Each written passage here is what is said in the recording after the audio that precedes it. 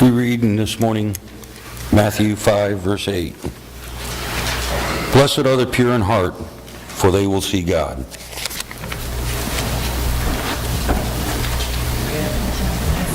Blessed are the pure in heart.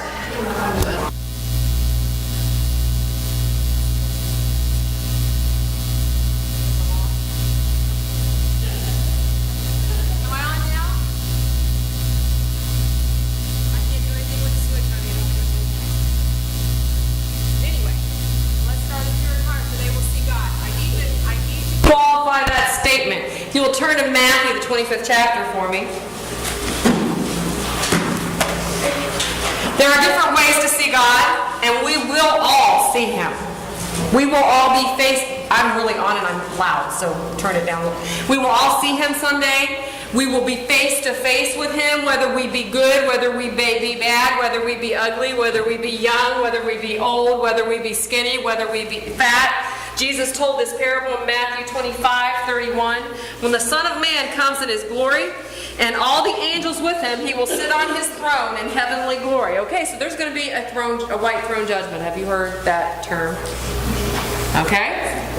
All the nations will be gathered before Him, and He will separate the people one from another as a shepherd separates the sheep from the goats. Here's what's going to happen. All of you got, I'm not Jesus, but if you all would gather up at the front, because He's going to gather everyone together.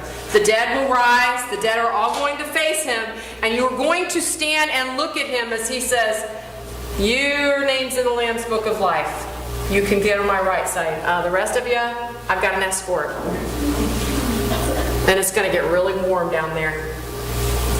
Everyone will see God. So what is this thing that Jesus is talking about, that blessed are the pure in heart, for they will see God?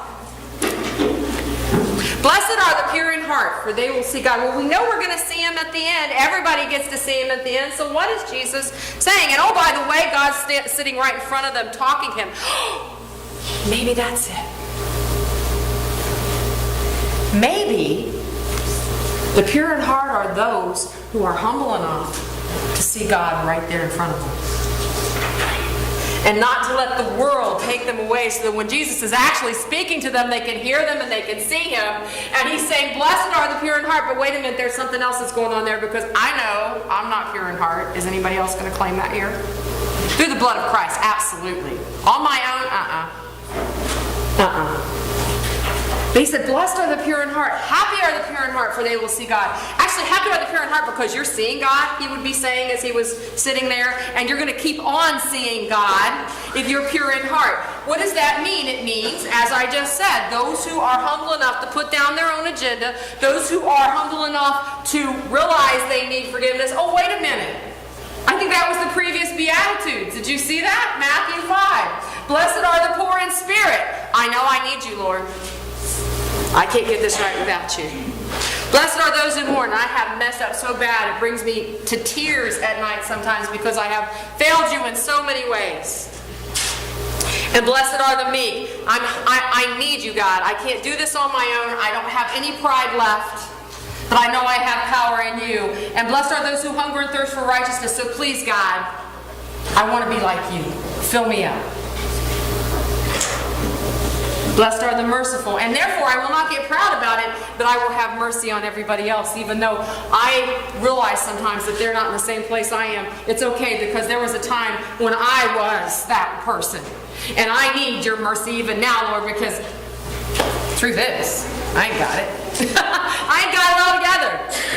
And if I don't rely on your blood and your mercy, when I stand at that throne, that white throne at the very end, I'm going to go with the goats, because I am a goat without you. I am. But you guys have goats. They're stubborn. They're bullheaded. They like to knock people over, right? Yours likes to play catch, or at least it used to. The older it gets, the crankier they get. And they'll eat anything in sight. They're not particular about anything. They don't care where they leave their mess. They don't care who, what? Yes? You go ahead. Or you were waving your hand now. Okay, anyway. They don't really care, right? They don't care who they trample on, and you're not going to tell them where to go. You have to have your goat on a tether, right? Because what happens if you don't have him? Mr. Roosevelt, isn't that still? If you don't have him on a leash, what happens with Mr. Roosevelt? He does whatever he wants to do. Does whatever he wants to do. How many of you would confess today that normally you're a goat?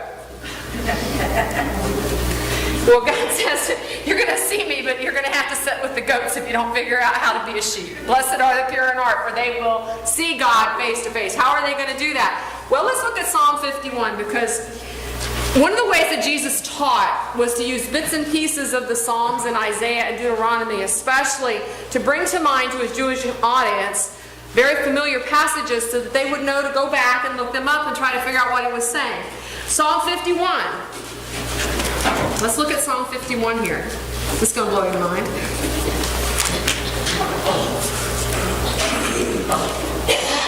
Psalm 51:1. What does it say?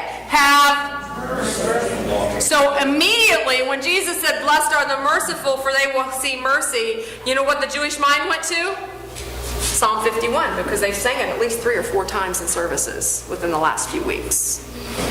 But have mercy on me, O God, according to your unfailing love. According to your great compassion, blot out my transgressions. Oh, wait a minute. So when he talks about pure in heart, who has to do the work? No. Wait, yeah. Read this again. Look at the scriptures again. Have mercy on me, O God, according to your unfailing love, according to your great compassion. According to your great compassion, what does he do? He blots out our transgressions. Transgressions are the things that you've already done that are wrong. Who can take care of those? Can you go back in time and say, I can undo that? How many would you like to go back in time and undo a few things? Or at least put a lock on your mouth? But you can't do that. And the Jewish audience understood where Jesus was going with that. He was basically retelling from the Blessed are the merciful. For these next 2 Beatitudes, he was talking about Psalm 51. Blessed are the merciful. Wash away all my iniquity. You know what iniquity is? It's worse than sin, right? Iniquity is that twisting up inside of us that happens and we don't even know it's that bad, but it's there. It's that piece of us that doesn't even know it's sinning when it sins.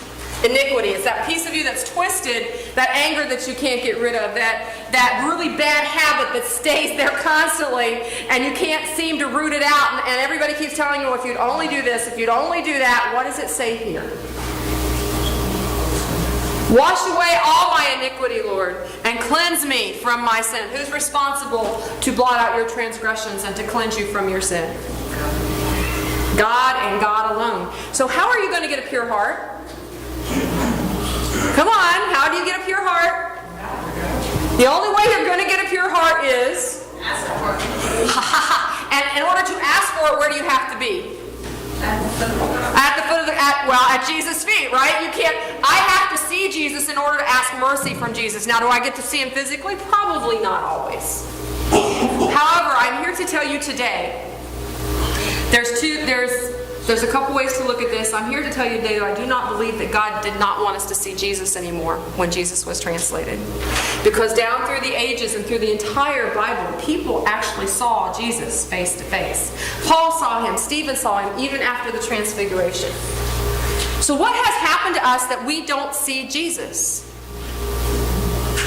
Now, he did say to Thomas, "Blessed are those who have not seen and believe," right? And that's all well and good. But I don't know, my faith is a little bit weak, and I keep asking, I want to see you. I want to be at your feet. I want to see you. And I want to know that you're there with me physically. Anybody else like that? Anybody else need that? Anybody else want to be that close where you could sense his presence and see him with your very eyes? Now, I'm not sure that we're going to get to do that physically all the time. Some people have claimed to, and I have to really be kind of careful. I step back and say, okay, yeah, well, you know, angel of light and all that stuff. Satan can be anything he wants to be. But if the fruits are there, then probably they have.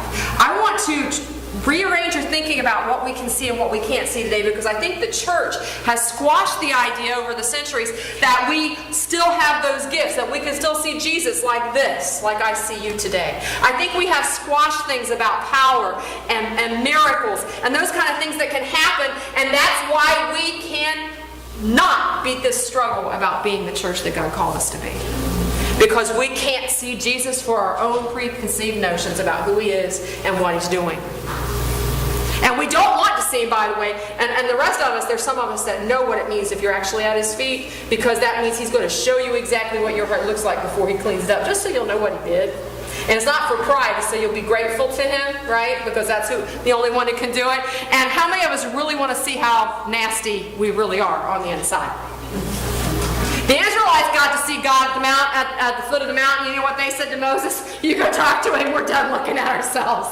You know, He scares us. He's going to kill us if we see Him again. I don't want to see Him. Send the leader up there. And I honestly think sometimes in the church that's what we do. You go, Pastor. You go talk to Jesus. You pray for me, Pastor. None of us have ever done that, have we? No. Yeah, we have. You go ahead and pray for me, because I'm afraid if I get in His presence right now, He's really going to show me something and I don't want to see it.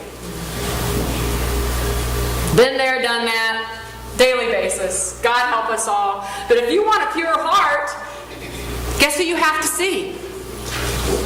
You have to see God in order to have a pure heart. You have to have a pure heart. That's just really, really, really confusing. No, it's not. Jesus is saying if you'll just open your eyes, you can see me in everything. Paul said He was in all creation. That nobody, even the most stern atheist, could not go out in creation and not really understand that there was a being that put this all together. That His creation speaks of His handiwork, that it declares His glory. So let's keep going down Psalm 51. Got a little bit off the subject there. Here's the other reason why we don't want to... Most of us, how many of you have looked at your husband or your wife and said, I really don't need to hear that again, I know, I've done it again. Or the kid looks at you like, just tell me one more time that I did that, because I know I did it. Why do you have to keep telling me I did it? Right? Well, here's what David is actually saying to Jesus. I've gotten at your feet, and now, look, I know my transgression, my sin are always before me. I know because I have a conscience, because you are with me. And sometimes it's easier not to even picture you being there with me, or feel you being there, or seeing you in my life, because your presence points out the fact that I am not as put together as I want everybody to think I am. Against you and you only have I sinned, and done what is evil in your sight, so that you proved right when you speak and justified when you judge. Okay, this gives us another viewpoint of sin. A lot of us, how do I say this? If I hurt you, I've sinned, right? David had a higher view of sin than most of us do, because we always say, you hurt me, you sinned against me, you owe me. Anybody?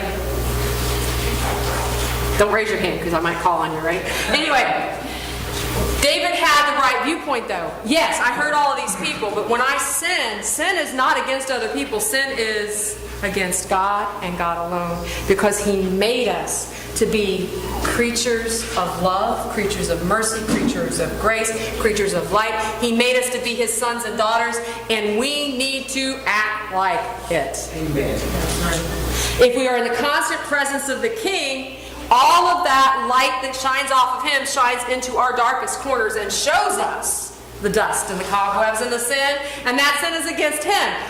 What we do to other people is a symptom of the sin that we have already committed against God in our heart. In other words, you don't belong in this piece of me, and you don't belong in that piece of me, and I really don't want to see you here, because that means I might have to change my ways.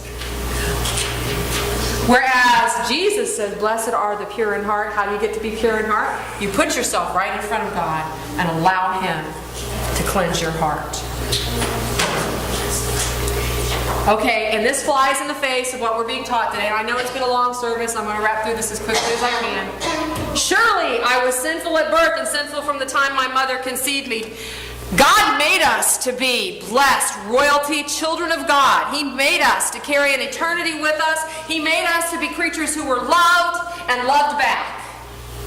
But the facts of the matter are, we live in a world where sin has entered into it, and from the day you were born, you're messed up. Okay? He loves you anyway.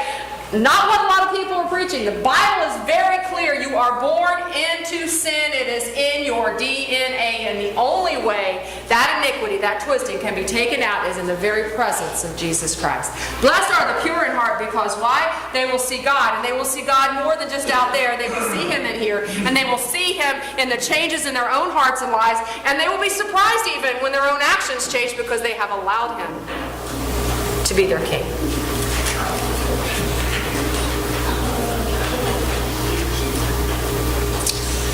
Here's what he says. Surely you desire, this is verse 6, surely you desire truth in the inner parts. You teach me wisdom in the inmost place. This is not self-help time. There's a lot of good self-help books out there, and I would recommend a few to you if you need them. But when it boils down to this is, all they can do is expose what God already knows is there. So if you want to cut to the chase, set yourself down in front of Jesus. He'll help you see what He sees. Okay? And He will help you. And He alone can actually heal it. Cleanse me with hyssop. Has anybody ever taken hyssop? It's like X-Lax on steroids. If you take enough of it. He is not kidding when He says it is going to wash you out. Okay? Everything that is in you, God, cleanse me with that, because I'm tired of living like this. I want to be clean before you. Cleanse me with hyssop and I will be clean. Wash me and I will be whiter than snow. Let me hear joy and gladness. Let the bones you have crushed rejoice. Hide your face from my sins and blot out all my iniquity. And here's that verse that they would have heard when He said, blessed are the pure in heart. Create in me a pure heart, O God, and renew a steadfast spirit in me. So where does our vision of Him even come from? From Him. He is ours, and we are His. So our cry is, Lord, I want to see You. And in case you think I'm a little crazy, which you should know by now that I'm a lot crazy, Job promises that we can see Him even physically here. If you go to Job really quick, the 19th chapter. Here's the promise. We're going to have one more promise to look at before we move on today. Job 19. Here's the guy who had everything taken away from him. His friends deserted him. They called him everything but a good person. When things started going wrong for him, they judged him. They judged his family. These were his best friends who were supposed to be mourning with him, and instead they cut his throat basically when they came supposed to be sympathizing with him. And in the midst of all that, Job says this, verse 25, I know that my Redeemer lives. Can anybody say that? Say that with me. I know my Redeemer lives. Say it again. I know my Redeemer lives. If you have sat at the feet of Jesus, there's no way you cannot know that your Redeemer lives. And no matter what happens to you, know your Redeemer lives. And in the end, He will stand upon the earth. He will judge. He will return. He will be here. And you will have to look Him in the eye and find out which side you go on. Amen. But here's the promise. After my skin has been destroyed, yet in my flesh I will see God. Wait a minute, that makes no sense. In my flesh? That means before I die here on this earth, I will actually be able to see God? Yes! Once you have let Him get out of that, get away and get through the layers that we put up against Him, the walls we put up, because we don't want anybody to know what's going on in our hearts.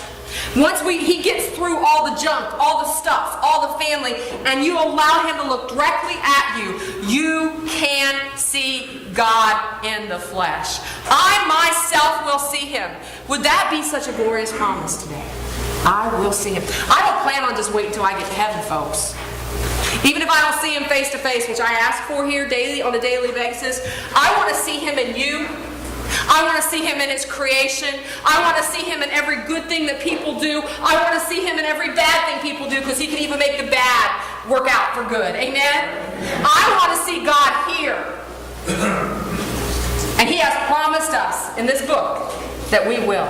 I myself will see Him with my own eyes, and not another, but God Himself. how my heart yearns within me. I give you this promise today. If you seek God with all of your heart, if you allow Him to create that pure heart within you, you will see Him with your own eyes. God says, if you will find me if you seek me, if you seek me with all of your heart. Is that your hope today? I hope it is. Please stand with me. As they come, Revelation 22.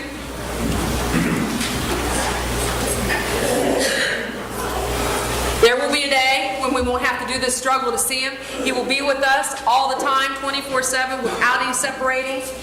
No longer will there be any curse. The throne of God and the Lamb will be in the city, and His servants will serve Him. They will see His face. In the meantime, we got to live here, right? Right. So let us put ourselves before Him. Let us bow before Him. Let us allow Him to clean our hearts so that we can see Him in everything. And I promise you that His Word says, if you strive to do that, you will see God. Is that what you want? Oh, you're not sure. I know that's what I want. And I pray that for you, because there's nothing like being held in the arms of a Savior, knowing that He's taken care of all of that for you. If you need to pray this morning, the altar's open. If you need to find Christ, I'd be more than willing to help you do that. If you just want to spend some time with the Lord, do that as well. And if you need prayer for healing, we can do that as well. Just come forward as we sing this final song. Hymn 342.